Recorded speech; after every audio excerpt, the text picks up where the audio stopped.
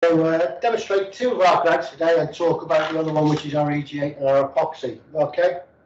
So the first one I talk about is FS. FS I always refer to as small joint up to a 4mm wide joint. F stands for flexible. Okay. Really good creamy grab, ideal for when you've got them 2 to 3mm joints in your tiles, because it's that creamy, it really gets into the joints. Okay, so I'm going to apply some on the wall. All right, Glenn, while I'm doing that, do you want to talk them through a little bit more about the grout, FS, and the colour range and so on? Okay. Okay. Yeah, no problems. So yeah, as you guys know, comes in 35 different colours, as do the FL colour range as well. So really, the FS product, for me personally, that's my go-to product. You can use it on the floors. It has a WA classification, the same as our FL. Now, a lot of the smoother grouts, like the FS, they don't have the WA classification. What that classification is, it has like a wearing component to it. So it's okay for floors, you see. But obviously for floors, it takes it a little bit longer for it to go off. So you need to keep that in mind. As Steve is saying, nice and smooth, creamy. If you're using a high gloss tile or glazed tile, for instance, and mosaics, definitely the FS is the way to go. If you start to use the FL, and I don't know why you would, the FL has slightly coarser aggregate. It may scratch the tiles, so keep that in mind when suggesting or choosing the grouts. So that's the FL. Sorry, that's the FS. And as you all know, grouts, cement-based grouts, water resistant and not waterproof. So if you are using it in a wet environment, make sure that you've protected that background, e.g. with like the waterproof coating that we have. I think most of you guys saw that today. If not, I think we're redoing this on Friday. Is that correct, Steve? Friday next week, yeah? Yeah. Right. Okay. So, I don't know whether anybody watched me doing that, so I just put it on the wall, very easy, left minimal film behind. But, obviously, being able to do that was choosing the right floats. So if we just flick to my table just here, okay, I've got 3 floats in front of me, yeah. A really hard one, a semi-hard one, okay, and then a real nice soft one, all right. So for the wall tiles, for cement-based grouts, we always go for quite a softish float, able to push it into the joint as you want it, but it gets quite a lot off the film. If we were going to be doing epoxies and stuff like that, then we'd go for the harder floats, okay? Something that's got a lot of density in the rubber, and again, that helps getting it into the joint, but again, because epoxy's a lot thicker, then it enables you to get it all off. Now, I don't know whether you noticed while I was applying the grout to the wall, you might have tuned in last week when we did one of these, okay? Always important to, when you put the grout on, go diagonally across the tiles, making sure the joints are nice and filled, okay, diagonally across the tiles, and that should stop little air pockets, little bubbles, and stuff like that, and it'll stop the float dragging it out of the joint as it's riding across. Okay, so that's quite important. So FS comes in a wide range of colours, 35 colours as you can see, and as Glenn said, I don't think you can physically stock them all. I always have a laugh around in the trade counters. I'm not quite sure we've ever sold some of these wacky colours, the green or the yellow, but you never know nowadays, people have funny tastes. But as you say, it's a flexible grout, and this one, the FS, is up to 4mm joints, okay? As I say, it's a cement-based grout. That's what it says on the tin, really. But the good thing about this is I've mixed it up in the pot, as you noticed before. I've got a 2.5 hour pot life, okay, on the wall. I can leave it on there for up to half an hour before I go and wash it off. So we'll leave that sitting there, okay. You don't need to put an ARDEX in our grouts, okay. they're all got ARDEXs in. In fact, we wouldn't want you to do it at all. All right. So, as Glenn said, suitable for internal and external. Okay. Just going to move the silicone chart for a minute. So the next one we're going to look at is FL. Now FL got exactly the same colour range, 35 colours, and FL flexible large joint. This will do a joint from 3mm up to 15mm in thickness. Okay, and it's a rapid setting grout. Okay, 90 minutes, you can traffic it, you know, get people walking across it and stuff like that. The good thing about it being a rapid joint grout, is if you have got wide joints, it sits nice in the joints. Now here's a board I prepared earlier. Okay, as you can see from this board, quite a wide joint. All right, very wide joint. Here's the FL. So obviously FL is coarser, enabling it to hold in these joints.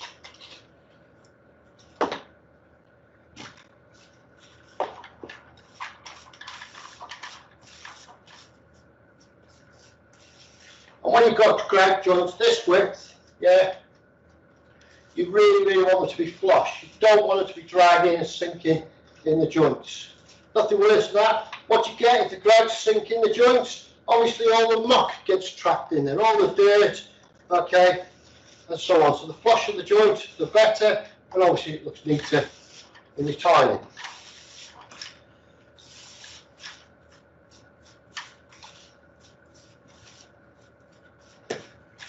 Guys, if you ever get asked by your traders how much grout I need, it's great when I'm driving along on the road and I take a technical question. It's like, well, I need to know the dimensions of the tiles. I need to know the thickness of the tile. I need to know the width, breadth, etc. And I need to know how wide your joint is going to be. The easiest thing that you guys can do is go onto the ARDEX website, click on either the FL or the FS grout, and it will bring up something called a calculator. So if you click on that and then you type in the size of the tile and the depth and what grout width you're going for, it will tell you exactly how many bags is required to fill those joints. And you can work it out within 2-3 minutes. So it's a very good application. So if you go onto our website and look at that, it's a really good thing to familiarize yourself with, because probably you get asked that question, I would assume, every day. Is that right? Yeah, definitely get a question asked every day. Hello? And I've used that in the website. It's a great tool.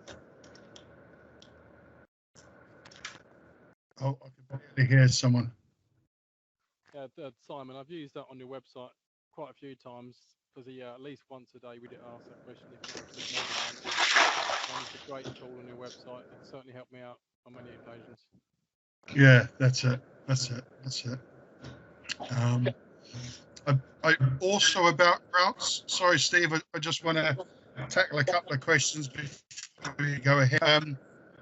Guys, if you're using like the FL on floors, and if it's a high trafficked area, we can't stop in-ground dirt into the grout. It will get dirty if it's a high traffic area, especially in winter with muddy boots. And a customer rang me up, your grout's gone all dirty. I said, well, is there dirt in the joint? I said, well, yeah, well, I've got kids and whatnot. So the best thing to do after you've grouted the area is to get a grout sealer of type. So whether it be your HG, your feeler, your lithofin, would be advisable, because what we tell your customers is to clean that grout and clean that joint and then apply a sealer to that grout if you have those type of areas. Yeah. Sorry, Steve, I'm stealing your thunder. Obviously, it's great. I've done the wall, done the floor, or as on my board here. Obviously, you can see from the board, it's a very, very wide joint. Okay. Now, tilers traditionally, homeowners, whoever, they get a little bit panicky when it comes to grouts. Okay, and they're worried that they're not going to get that residue off. Okay, well, we can leave this, even with this one wide joint, up to 30 minutes on the joints, on the tiles. It'll come off, but I actually want to leave this as long as I can, you know, as long as I can. Any ideas why I want to try and leave it as long as I can?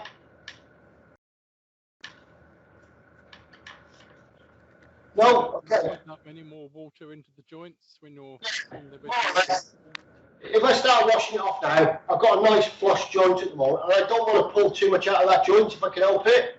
Okay, very, very minimal. And as you've just said, okay, we could end up putting a lot of water in the joints, okay, getting a lot of water left behind, which is going to cause something like efflorescence, okay. A lot of grouts out there suffer from efflorescence. There's various types or various causes for efflorescence. One could be the background, the floor, could be on one of their old properties, like I said this morning, a direct to earth, and moisture's coming up. And the trouble with a lot of these porcelain tiles now, the moisture can't breathe through the old quarry, you know, like the old quarry tiles and terracottas and stuff like that. Moisture used to breathe through them and they were fine. But all the new modern tile, moisture struggles to get out through the tile now, so it has to come through the joints. So as it's coming up through the joints, it tends to leave salts behind, and that's where you get efflorescence. So that's one cause of that. Lots of grouts suffer from that. You even get it on brickwork outside. I'm sure we've all seen brickwork that's all white and stained for efflorescence. Okay. Other causes of that, obviously that's one in the background. Other one is people tile too early. Grout too early. So they put their tiles on instead of waiting. You know, something like X77, you've got to wait till the next day. Okay, they're grouting the same day because the tiles are holding. All right, there's nowhere for that moisture to go, especially if it's a large tile. You can't get out through the tiles, I've just said. So again, it's the same phenomena. It's trying to get out through the grout joints. So that could cause it, okay? Especially with some of these dispersion adhesives, the same grout the same day could cause that. Another cause of efflorescence is the other side of it, site conditions, being very, very cold in there. And when you're washing off, the water's not evaporating off as quickly as it could. So again, it's leaving deposits of dirty water and leaving efflorescence on the top. So that's another one.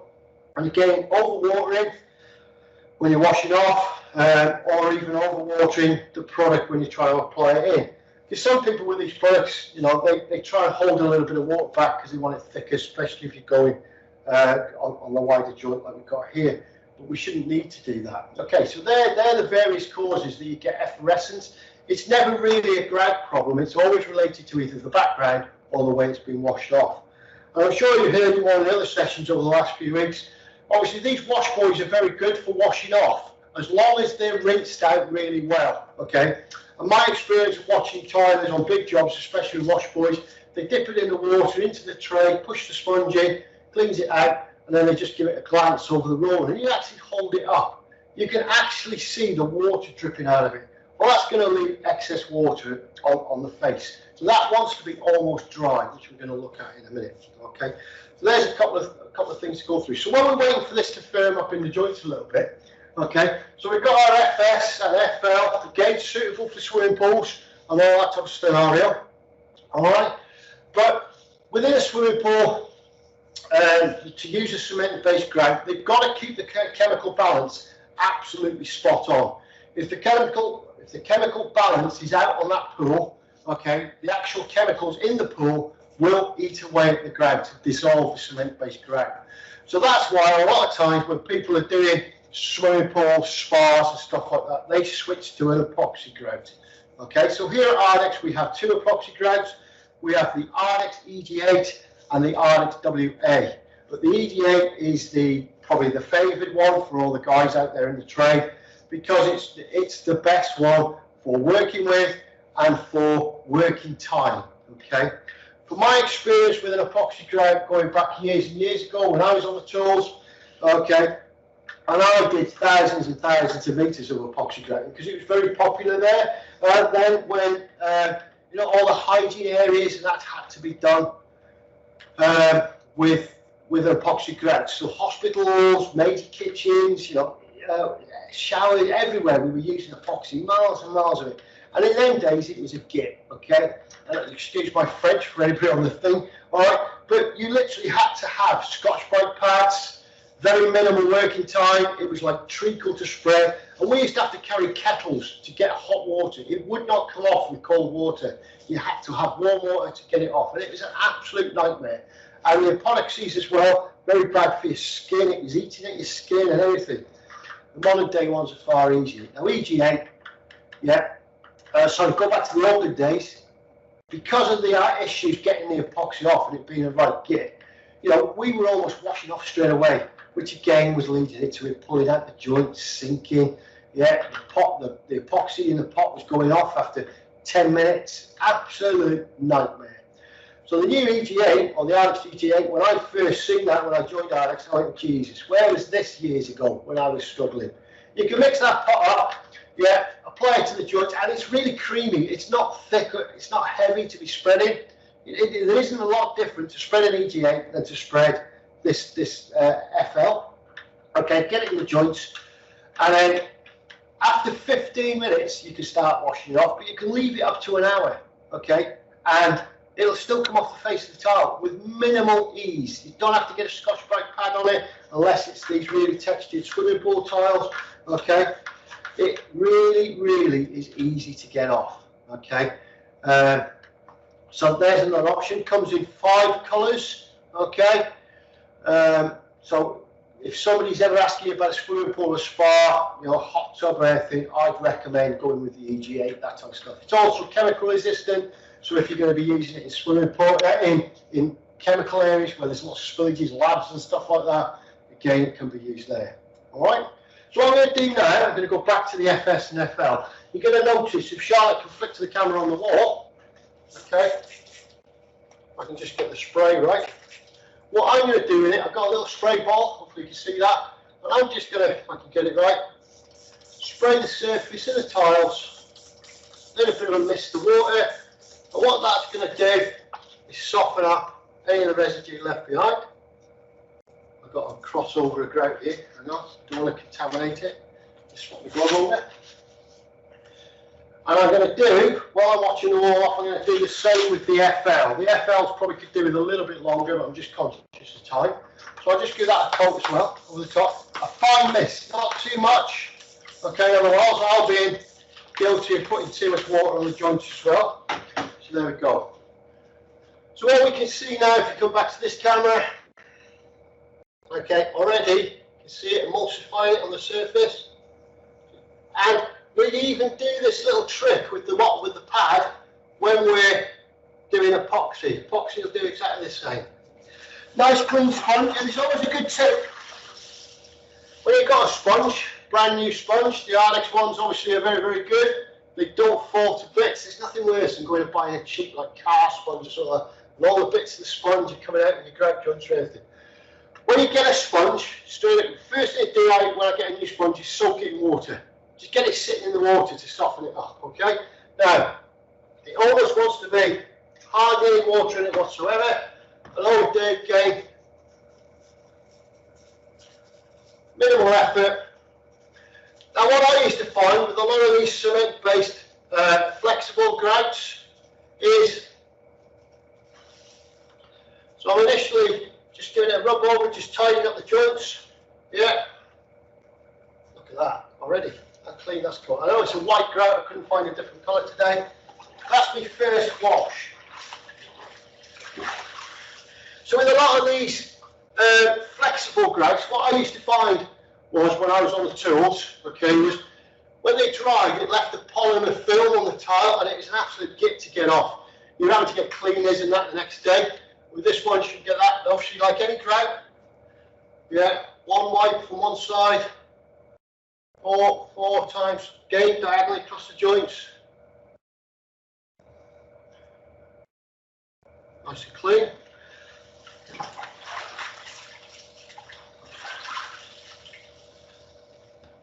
Same on there. 1, 2, 3. Always cast your eye over the joints, see if they're nice and flush. Okay, you can at this stage just give them a tidy up if you want to. Again, nice flush joint, job done. So what we do now is let that go off a little bit, and then we can polish it. Okay, polish it nice and clean, which hopefully before we finish we'll come back to that. All right, so that's that one. Down there you can see here, Go back to this one, Charlotte. Can you see the whole board? Oh, I've done it all. What I was hoping to do was leave a bit so you can see. Oh, there you go. That's quite hard there, and that's quite difficult to get off. Where I've put the wire down there, okay, where I've put the water, can you see it's emulsifying? Okay, making it really, really easy to get off. So I'm just going to spray a bit on that bottom wall where it isn't, just so you can show how it emulsifies it up. So it's a good little trick for tilers, okay. If you're around a trade night or something like that, good little trick to show them. I'll get one of my guys in and they can come and do the trick with them. And again, really, really rinse your sponge out, diagonally across. So you can see, because I've emulsified the joints, and I've emulsified the tiles, it's coming off. Nice and easy. Not too worried about the joints at the moment.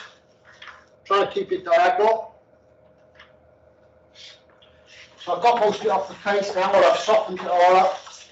And now, I'll slowly clean it up. I'm not worried too much about what's happening in the joints in a minute, at the moment, because I can strike it up. This is a true flexible grout.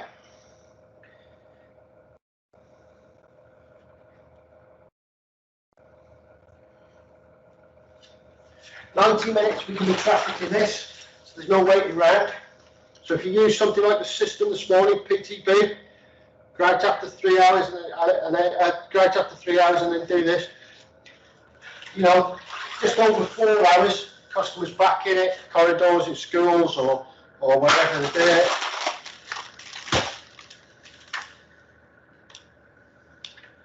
You see how easy that's coming up?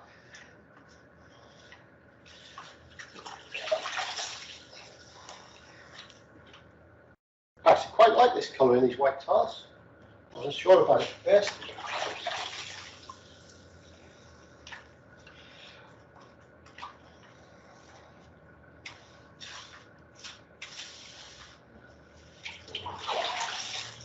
So where I have got discrepancies now, I'll just give it a wipe off, just blend them in. There we go. Just give me joints to check over. Being careful now, very flat with the sponge, not to be pulling it out. Like so. There we go. Making sure I've got it in there. That's worked in nice. And one final wash.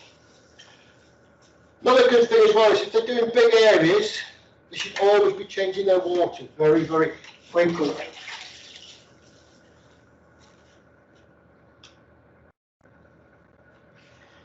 Now the good thing with this, if it's a glazed tar or something like that, or a ceramic, then even then you could polish up once it's gone off a little bit, even on the floor. Okay, I can remember they did the old days. I keep referring to the old days. Some of these old boy tilers, they were using sawdust and everything to clean the tiles off. Okay, how things have changed in the tiling industry to make things a lot easier for guys out there. So that's FS and FL. Two systems, really, really easy to use. As I say, if somebody's doing a spa, then we could I'd switch to the epoxy, which is really easy to apply. All right, just try and brush that in.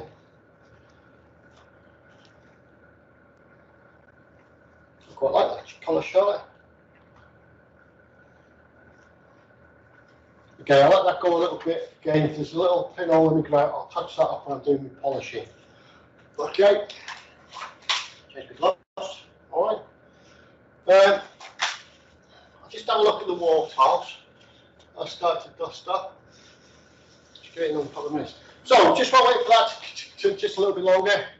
Any questions for me on grout? I've got a question for the CTD team, guys and girls. When you have a trader coming in and let's say he's doing a shower area or a sauna area, how long would you advise your trader or customer to leave the grout on the wall or floors before they actually use the sauna or shower area? Any ideas? You can have a guess.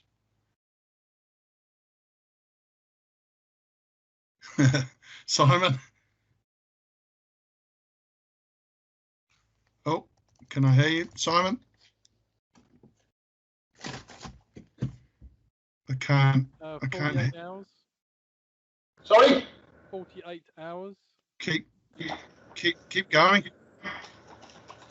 Yep, we don't actually say in our date sheets, but it's 7 days plus. 7 days, yeah. So minimum of 7 days. Yeah. Yeah. And if they are, it's, believe it or not, the grout is still curing, finding its hardness. It will reach its final hardness after 28 days.